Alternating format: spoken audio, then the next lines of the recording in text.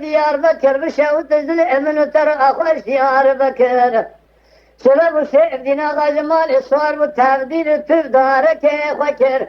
نافي عامل لنا مسكر اخرى دربا ازدكر درا سيرو جبي رامني بوستك افضل دفق دوري شاج خرا شهر ذكر ازيد چمگو فاطمه خانمه ملاو ترشاتي تيب شهري آخشولي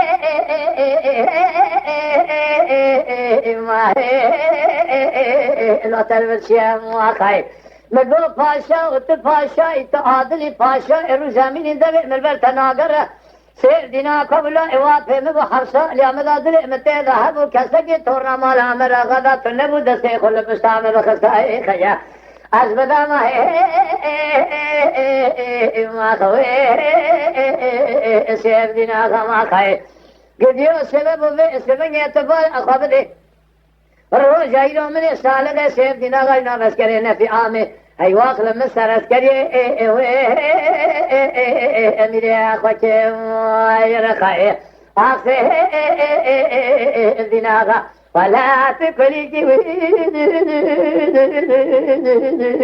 سر شاغا امان شرد رزان باغ تلاوی عفیب رازی امراغا برخی بسطا گوشته مخواری هستی من در برتیرا الو حمداغا ما یا خیر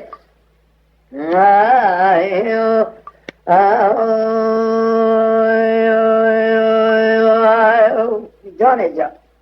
اینا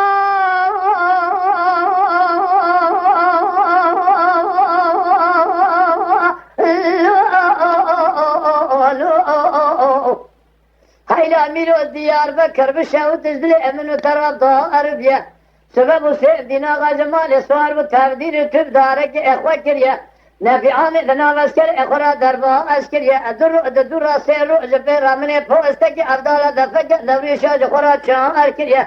ازيد شمگو فاطمة خانمة ملاو ترشاتي تيب شهري آشولي ما الو تلورشي ما خاي مگو پاشا ات پاشا ات عادلی پاشا ارو زمینی دل ملبر تناگر رسول دینا قبولا اوافه مبو حفصا لیامد عدل امتی دهبو کسکی تورنا مالا عمر غدا تنبو دسته خل پشتام بخستا از بدانا ما